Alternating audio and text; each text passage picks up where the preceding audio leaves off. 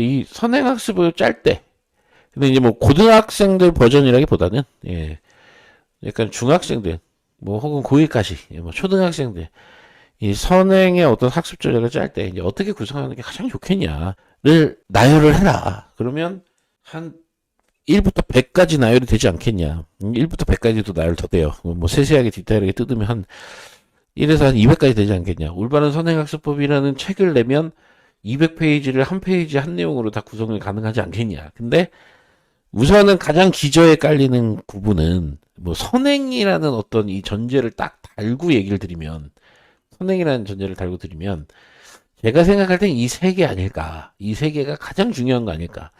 결국 기저에 깔리는 이 세 가지에 대한 어떤 커리큘럼이나 구성만 잘해도 아이의 선행이 크게 실패하진 않지 않겠냐. 근데 이게 사실 이게 잘 안 지켜지는 부분, 그 다음에 무분별한 계획은 있으나 아이에 대한 전체적인 진단과 판단이 되지 않은 상태에서 이런 과정들이 약간 우리를 되게 힘들고 지치게 하는 게 아니냐 오히려. 그러니까 수학 공부를 시키려고 뭐 시간과 돈도 투자하고 그다음에 아이도 뭐 엄청 시간을 투자하죠. 근데 요 세 개를 우선 지켜야 그나마 좀 뭐랄까 기본은 좀 갖춰진 상태에서 크게 좀 실패하지 않는 이런 상황이 되지 않겠냐 해서 뭐 정리를 100개로 해드리면 무슨 의미가 있겠어요. 그래서 우선 3개만을 또 정리를 좀 해봤습니다. 네. 첫 번째는요. 아이의 간극을 이해하는 거예요. 이제 몇 번 얘기를 드렸어요. 몇 번 얘기를 드렸어요. 이 간극이라는 단어는 사실 국어사전에 있는 단어죠. 근데 제가 쓰는 간극이란 개념은 이런 것입니다. 다시 한번 얘기 드리지만 유형을 완성하고 유형, 그 다음에 개념과 유형을 완성한 상태 혹은 개념을 완성한 상태에서 어느 정도의 심화 높이의 문제까지가 풀리냐 이게 이제 사람이 타고난 DNA다. 그래서 혹자가 원장님 수학은 타고나야 잘합니까?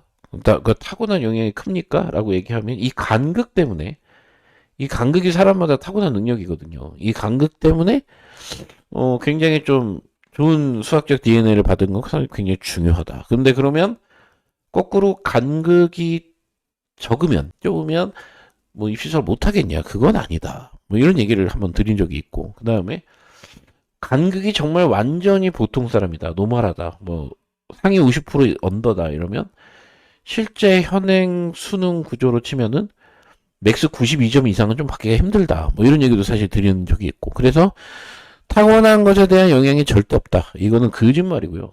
진짜 있습니다. 근데 후천적으로 우리가 이제 입시 공부를 쭉 하면서 높여가는 아이의 수학적 역량이나 그다음에 공부를 하면서 좋아지는 머리나 사고력이나 이런 것들을 발전시키면서 좀 해결을 해야 되는 솔루션이다. 그러니까 좀 긍정적인 메시지를 드리고 싶어서 만든 어떤 도입한 개념이에요. 그래서 수학의 어떤 사고적 머리 자체, 수학적 사고가 어떤 간극을 갖고 사람마다 다르게 좀 적용이 된다. 근데 저 간극이 좀 더 멀어지기도 합니다. 공부를 계속 하다 보면. 그래서 실제로 이 간극 수치는 수학적으로 타고난 역량을 의미하므로 이 간극의 거리를 측정함으로써 간극의 거리를 측정함으로써 아이가 뭐 영재고에 진학한다든가 영재고 과학고에 진학한다든가 아니면 조금 더 학습 이 커리큘럼 자체를 심화로만 구성한다든가 이런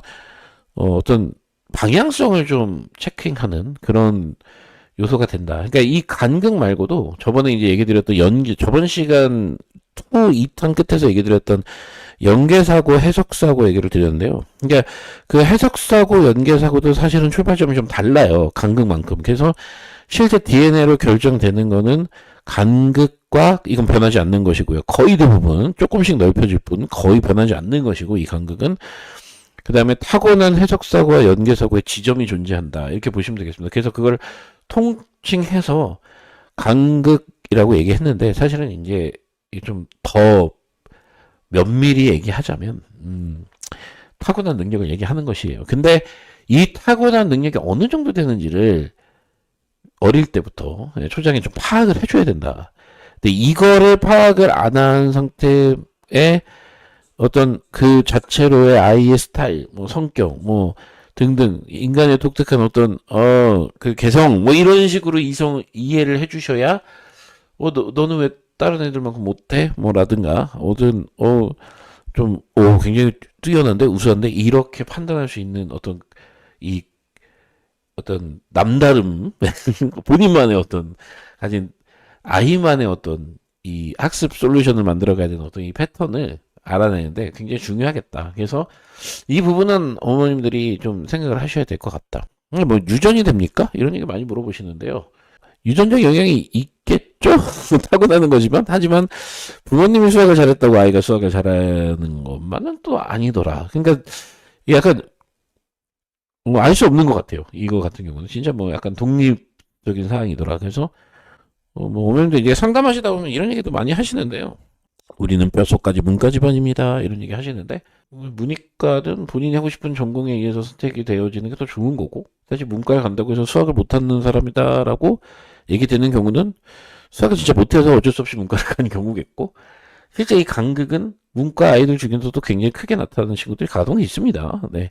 있는데 판단을 못할 뿐. 근데 이제 좀 아쉬운 점은 이제 이철용 원장이 부족할까요? 메스퍼 원장이 부족해서 그럴까요? 저 간극의 정확한 측정 자체가 굉장히 좀 어릴 때 되면 되게 좋은데 사실은 제가 아는 인류가 만든 어떤 프로그램이나 어떤 테스트, 뭐 능력으로도 초등학교 4학년, 5학년 이렇게 머리가 열리기 전에는 좀 알기가 쉽진 않더라. 그러니까 굉장히 초저학년 때 그냥 평민인 줄 알았는데 갑자기 간격이 엄청 뛰어난 거였어. 뭐 이런 애들도 있고요. 어렸을 때 굉장히 좀 화려해 보였는데 알고 보니 그냥 간격이 보통인 친구들도 있고. 네. 그래서 저건 조금 좀 그런 부분이 있더라. 그래서 어느 정도는 성장을 하고 측정이 가능한 것인 것 같고요. 그 다음에 사춘기가 오면은 좀 오기 전 정도가 되면 확실합니다. 그러니까 예를 들어서 좀 보편적으로 얘기 드리면 초등학교 5학년, 6학년 정도 되면 간극 측정은 제법 정확하게 나오는데 사춘기 2차 성장기 있죠. 2차 성장기가 이제 시작이 되면 그때는 간극 측정이 정확하게 된다. 이렇게 보시면 되겠습니다. 자꾸 뭐 이런 얘기 하시면 다시 태어나야 돼 막 이런 얘기 하지 마시고 슬프잖아요. 갖고 있는 능력과 태어난 어떤 DNA 조합을 잘 이용해서 어떤 식으로 이제 학습 전략을 짜가냐. 이게 사실 이 간극에 따라 선행학습의 어떤 전략을 완전 달리해야 된다. 이런 얘기가 되겠습니다. 좀 신경을 써주셔야 돼요. 예, 이 간극에 따라서 모든 게 결정이 된다. 뭐 이렇게 보시면 되겠고. 그러니까 예를 들면 이제 뭐 그런 질문도 많이 하세요. 뭐, 제가 이제 그 오픈 채팅방에도 평면 기하의 아이디어라는 책이죠. 우리 박승동 선생님, 굉장히 1세대 선배 강사님이신데 그분이 쓴 책인 이제 평면 기하의 아이디어를 한다. 뭐 이렇게 얘기를 하면 이제 생각하셔야 될 게 이제 뭐 누구나 도전할 필요가 없는 책이거든요. 솔직히 얘기 들면. 그 이제 중등 수학에서 내신 쪽에서 그런 내용이 나오나요? 필요 없어요. 예, 그러니까 약간 도형의 발상, 기하의 발상 쪽이 이제 뭐 K음이라든가 경시 쪽으로 갈 친구들이 이제 입문하는 단계의 어떤 그런 책인데, 간극이 없어. 그러니까 뭐 발상 쪽으로 치자면 기하 쪽으로 치자면 발상이 없어. 근데 굳이 그걸 들어. 그러면 아이들이 외울 수밖에 없는 것이고, 그냥 외우게 되면은 결국 나중에 기억 하나도 안 납니다. 이런 문제가 있었나? 뭐 거기 뭐 정리도 몇 개 막 나와요. 예.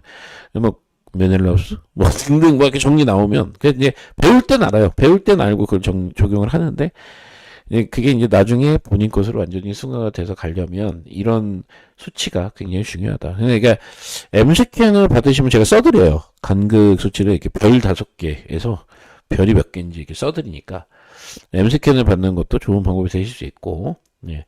근데 뭐 저 개인적으로는 물론 이제 내피 시절 얘기긴 하지만 개인적으로 MCQ만큼 간극 측정이 정확하게 되는 프로그램은 세상에 없다. 뭐 이렇게도 좀 생각을 하고 있고. 왜냐면 그렇지 않겠어요? 내가 만든 개념인데. 웃기다. 내가 만든 개념인데 내가 하고 있는 MCQ이 가장 정확하게 측정이 안 되면 제가 문제도 것도 있죠. 그래서 이런 아이의 타고난 DNA에 따라서 어떻게 결정을 하냐 이 부분이 사실 굉장히 중요한 거다. 근데 여기서 이제 좀 제가 굉장히 좀 답답했던 거는 오늘 또 이 얘기도 있는데요. 보편적인 방법. 보편적인 방법이라고 하면은 결국 사교육을 얘기하는 거예요. 근데 어머님들 입장, 학생 입장도 이해를 합니다. 왜냐면 뭐가 없으니까. 아무리 찾아봐도 뭐 잘 모르겠으니까. 근데 어쨌든 보편적인 방법이라 하면은 간극이 굉장히 큰 아이들한테 맞춰져 있는 것이 사실 어떤 보편적인 방법의 컨텐츠의 대부분이다. 이게 좀 뼈아픈 얘기죠, 사실. 그리고 앞다투어 이 간극이 큰 아이들을 어떻게 유치할까? 이것도 사실은 원장들의 공통적 고민. 사실 저는 뭐 이 고민은 별로 안 하는데요. 나만 뭐 그래서 올바르다 이런 얘기를 하는 게 아니라 뭐 이것도 뭐 어떤 교육하는 사람의 철학과 관련된 얘기일 수 있으니까. 근데 그렇다고 뭐 제가 최상위권 못 가르치는 얘기가 아니라, 근데 이제 이 보편적인 방법이라고 얘기되어지는 어떤 수학학습의 여러 지론과 방법들이 과연 이 간극이 어느 정도 되는 아이들한테 맞춰져 있는 포커싱인지를 잘 보시고, 아무리 좋은 뭐 방법, 프로그램, 학원이라 해도 우리 아이의 간극에 맞지 않으면은 아무 의미가 없다. 이거를 좀 잘 이해해 주시는 것이 굉장히 중요합니다. 그러니까 뭐 솔직히 얘기 드리면 저는 솔직히 그래요. 그러니까 수업 진행을 하고 아이들을 가르칠 때 이 아이의 간극 상황과 뭐 사실 해석사고 연계사고가 이제 길러지는 부분이 더 크기 때문에 뭐 시작점이 그렇게 중요한 것이 아니니까 이 간극에 맞지 않은데 이제 입학이 돼 있는 경우 뭐 솔직히 얘기를 드리고 이런 경우는 뭐 수업을 중도에 이제 하차한다 하더라도 제가 뭐 크게 이렇게 따로 얘기 드리지 않는 경우가 사실 많고요. 근데 이제 요거에 좀 적당한 수업을 찾아서 들어오신 분들에 대해서는 이제 중간에 막 이렇게 약한 소리 하실 때 있잖아요. 아이가 너무 힘들어요. 뭐 못 따라하겠어요. 그래도 절대 안 놔줍니다. 아, 이거는 맞는 학습이다. 이렇게 보시면 되겠습니다. 그래서 이거에 대한 기준으로 판단하고 있는 어떤 과정은 좀 잘 이해해 주시면, 네, 이해되시고요. 그 다음에 우선 간극하게 되려면 우선 공부를 좀 하긴 해야 돼요. 그러니까 기본적으로 개념과 유형학습이 좀 된 상태에서 심화 정도가 어느 정도 되는지를 좀 측정하는 과정이기 때문에 이건 좀 간격 측정 자체가 그렇게 된다. 그러니까 우리 첫째가 인강으로 개념 한번 돌리고 뭐 중학교 때 최상위를 풀리니까 최상위 잘 풀던데, 근데 둘째는 최상위 못 풀어서 센을 풀렸는데 센도 잘 못 풀렸네. 이런 게 사실 다 이제 간격의 차이 때문에 벌어진 일인데, 그걸로 잘한다 못한다의 기준을 나눌 수는 있지만 뭐 아이를 크게 상심시키거나 상실감을 줄 필요는 없다. 저는 이렇게 생각을 해요. 그래서 그 과정이나 형태를 잘 이해시키고 거기에 맞는 전략을 세우셔라. 이런 얘기로 간극 얘기를 좀 하고